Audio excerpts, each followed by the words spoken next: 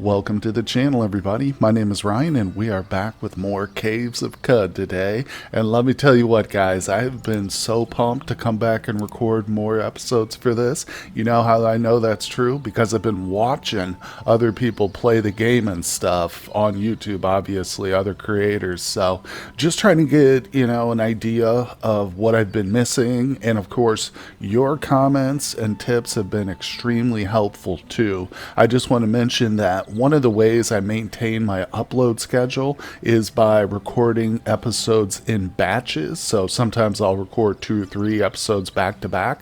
So the reason I bring that up is if you comment, leave me a tip, and then the next day you see me doing the very thing that you just told me not to or suggested I avoid, I'm not ignoring you. It's just because I've already recorded that episode. But I will address the comments as we get them and as they come into play for sure. And with that being said, one of the things I realized that I didn't do was loot the chest in Argive's shop. I'm pretty sure once we've completed his little quest for him, he gives us permission to loot this chest here. And of course, it'll tell me if if it doesn't belong to me, it'll pop up and say, are you sure you want to loot this? So I'm not worried about it. If we go ahead and just, boom, there we go. Yeah, so there's actually some decent stuff in here. So, oh look, there's a copper and silver nugget. So I'm just going to take everything. And you can see nobody attacked me or anything like that. So that's a big early boost too, especially if you don't want to steal from Joppa for whatever reason. You just feel like that's not moral. You don't want to take their other 3 chests, then that chest right there is going to be a big boost to you. But either way, I just wanted to grab that stuff.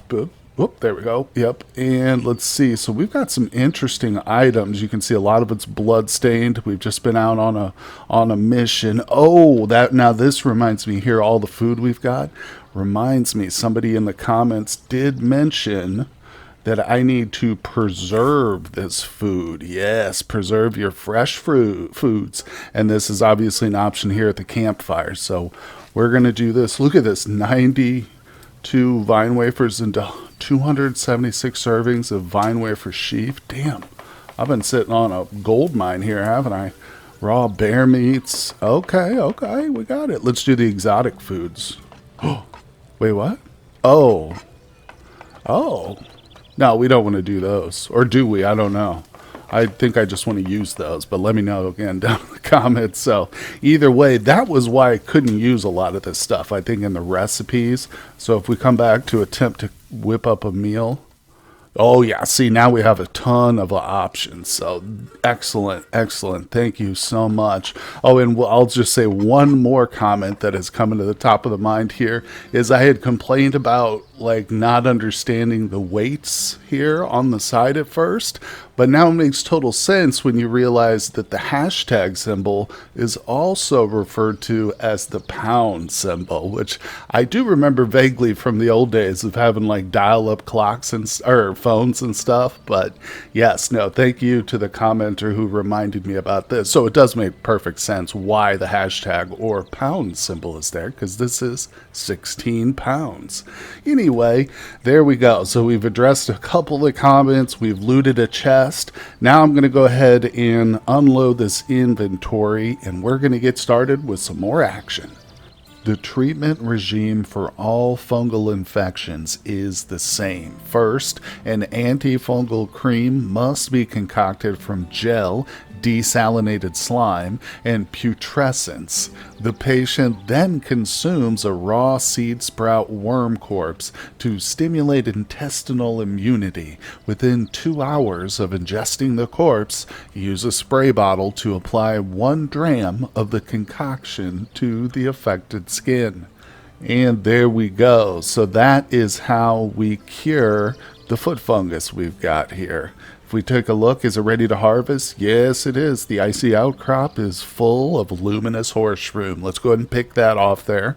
We don't need to eat it. We'll just remove it and keep it in our bags. But I had asked about how do I heal this up, and appreciate someone did comment and point out, essentially it's randomized part of the recipe. I think you have to eat a worm corpse no matter what it is, but the other half of it is randomized, like the ingredients for the spray injector or whatever. So now we know what we've got to do. It sounds kind of complex. I'm going to have to find the right worm and obviously get some desalinated slime. That probably shouldn't be too hard, but for now, at least the fungal infection on her feet is not that bad.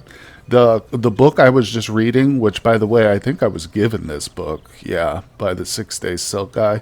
This is what you're probably going to receive too, and you'll just have to read it. But it mentioned that it actually does provide some protection from the elements. So like I said, it's not totally bad that we've got that foot fungus going on, but at least now I know. And I appreciate the commenter who pointed it out, because I did look it up too. So there it is. I'm definitely not going to sell this book either. This is one of the books we're going to keep. So that's actually the next thing we're going to do, is head to the world map, and we will take a little trip, because I've got some items stashed away. Oh, I'm carrying too much. Whoopsie. Hold on, let's go back to this spot. I just need to drop some stuff onto my companion real quick. Oh my gosh, guys. You know what? Actually, let's go back to the inventory, because I wanted to show you this. This ogre fur cloak is worth $189. We have got some seriously good stuff right here. I think I'm going to put it on too, because it gives me some really good protection. So we take this off.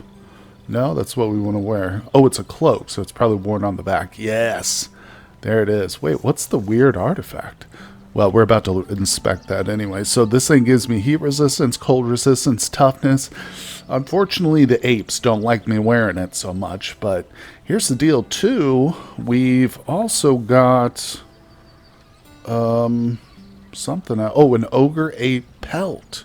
So I assume this is like a crafting material here, because it's down there in trade goods, but it's also worth quite a bit. I don't know if I should sell that one or keep it, but regardless. So let's go ahead and examine some of these artifacts together, since I've got some new stuff to discover here. Okay, the strange furniture. I think we found this on our journeys. Plastic tree. Okay. I don't know what that does, but I'm not going to get rid of it or anything yet. Let you guys tell me, or maybe I'll look it up. Now this one I did buy. Oh, it's a flamethrower. No way. Oh, it's got oil in it. It's ready to go, isn't it? What? How good is the flamethrower? I'm definitely going to keep this around. Drink. Oh God. No, definitely. So also I've picked up some oil at some point. Look at that. I got 6 grams of oil in my inventory. Just, I think we found it in a vase while we were traveling. Same thing with the honey. So I'm glad I picked that up like a pack rat. Okay, well, after sorting out my inventory and unloading some stuff onto my little companion here. Oh, by the way, this is Scar, if you're just tuning in. She is one tough little stalwart snapjaw. She's got a cool little fire ability too, but regardless, we are moving forward. So we came to this location specifically, yes, because I wanted to see if the stuff I put in this chest was still here, and it is. Luckily it is. Now, early on I kind of made a mistake by, I came across a box of crayons and I didn't know what those were, like what if they had any purpose. But turns out they do, or at least there's a small chance that they could be like a special, I guess you might say enchanted or whatever, box of crayons that if you draw something with them, you can manifest whatever that thing you drew is. Someone pointed this out in the comments, so I'm eternally grateful for that comment. And he or she also suggested what I might draw a picture of, being a noob, not really sure what the best item would be. So any other suggestions would be cool too. Anybody who's familiar with the game and wants to drop some tips, feel free. The whole point of this series right here is for me to get into the game again, so that when 1.0 comes out, I'll be a little bit more confident in, making another series. But anyway, let's get back into it. So I'm going to take all this stuff, but what I am going to do is pick the crap that I traded to our girl Scar here. Actually, let me stand right next to the chest. That way, if I get encumbered, I can still drop it off. So she's got a bunch of the nuggets and stuff that I'm starting to accumulate, and that ogre ape pelt. So we're going to grab all of this and we're going to start loading it into this chest specifically. This is going to be our little spot. This is the surface of a legendary shoemaker. It lives below ground at this location. We went and met the legendary shoemaker too. It was pretty cool. I didn't really know he would be there, but he's down below, guarded by a bunch of different mercenaries or whatever. So yeah, I'm going to drop a few things off here. I think I'll leave the skins of, let's take those. What if I find more honey or more oil, you know? I'll probably want to keep those around. Now this thing I don't really need. I don't have any cells for it yet either. And the first battery I find is going to go into the Joppa recoilers. So, just trying to think of anything else I can drop off, you know? I think we're pretty good here. Food-wise, that's all going. I'll leave the book here. I don't need to carry that around. I've got 3 of these. Probably just need 1, right? There we go. Oh, I want to put the weird. Okay, the buttons are weird. There we go. Let's do that. And all right, so we're off. We are ready for adventure now. I don't know what we should do, but let's see. If we go to the world map, maybe we can kind of brainstorm it. So, oh, you know what? I do have some quests. Travel to the Grit Gate, historical site. Yeah, I don't know if we'll do that historical site right away, but the pilgrimage to the 6-day silt, I kind of like to wait on that a little while longer, but let's see if we can't get to the Grit Gate. I don't know, maybe that's too far beyond us. I'm pretty sure that's it right there, but let's just look and see. That's the Rusted Archway. Or is this... No, that's Red Rock.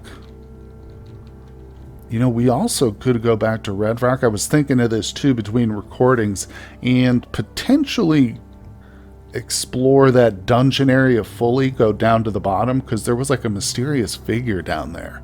That actually kind of intrigues me. Maybe we should do that. Let's... Yes, we want to go to the nearest staircase going down. All right, let's zoom in a little bit and descend below. We've cleared most of these levels until we get to like the 3rd or 4th one. So let's see what we find in the depths.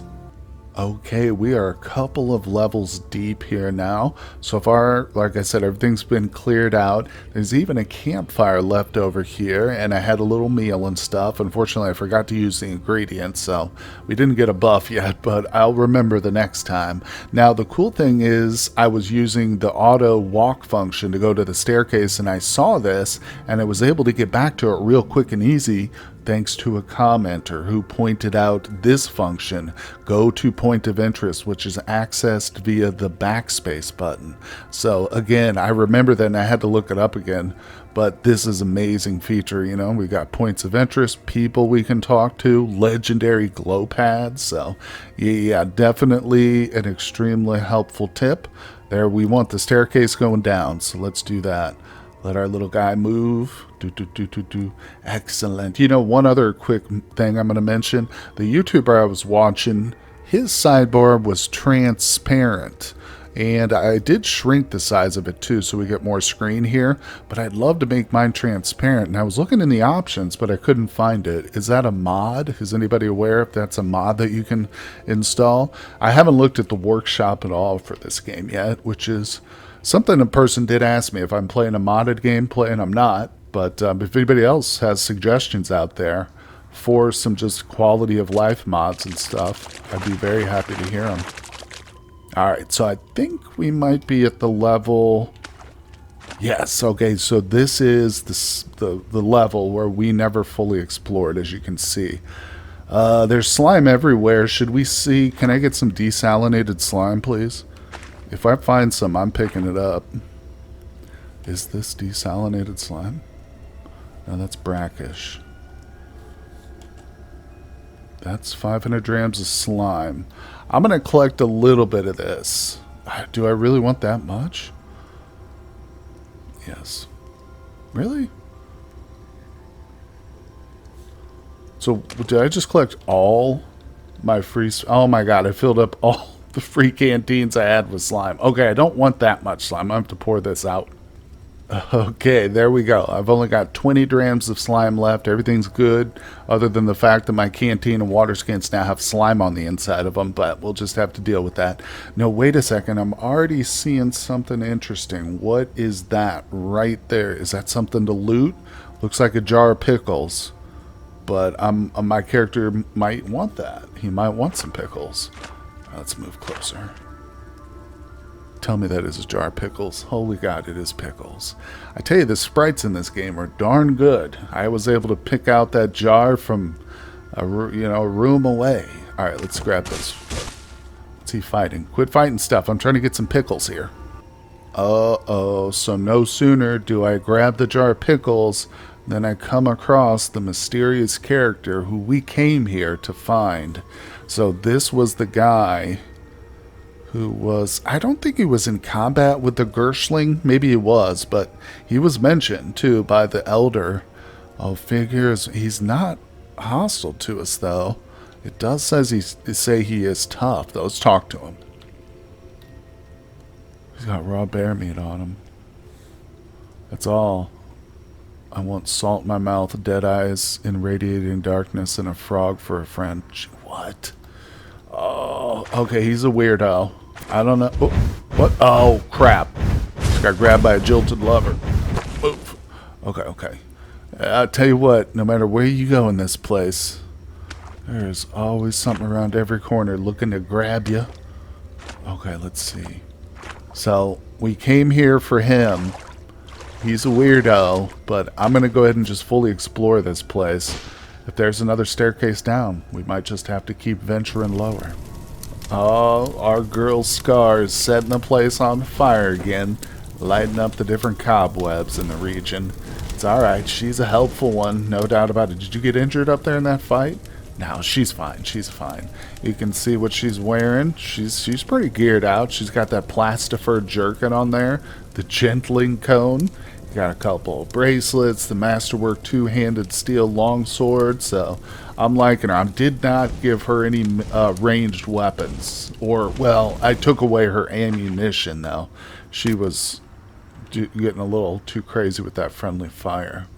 What the hell's going on here? Oh, I've got my lays active. Alright, so, I'm too weak. Back up. Scar, get in there. Take care of it for me. Where you at, Scar? I don't see you. Where'd she go? I don't know what I'm going to do when I lose. There she is. Somehow she got ahead of me. I don't know what I'm going to do when I lose old Scar here. Hopefully it's because we choose to, through leveling her up, or getting a different creature, but you never know. You never know. It's going to be a sad day. I'd rather see my character die before Scar. Oh, no, what is this? A prickler. Bulbous snakes. I think the first time we've seen this type of creature. Oh, and Scar's setting it on fire, guys. Fall back, fall back. Scar's got the whole place blazing. You can see it is not safe with her, so... Now, she's fine with that fireball. I've never had her actually hit me with that, but like I said, when she was shooting her bow and arrow or whatever, she hit me quite a few times, definitely. Well, we have explored the entire level, and there are no staircases leading down. So that's it for this place. The strange guy is still wandering around somewhere. I'm hesitant to attack him because I think we would provoke like his entire faction. Not right now, but I think we would make ourselves an enemy of their faction. I'm not really sure how that works, but I don't think it's smart to go around just randomly attacking strange hobos who live in caves and stuff. So we're going to get out of this place and head on a new adventure. Maybe it is time to try and get to the Grit Gate. That's where our next quest is pointing us. And as we leave Red Rock, we become lost almost immediately. So let's go ahead and push space and see where we're at here. Open up our sidebar, pull out a little bit. Okay, I don't see any threats around, so I'm just gonna... Oh, there's a little bit of a fight happening. No worries. I always like to investigate the corpses. Might be something worth grabbing. I see the croc.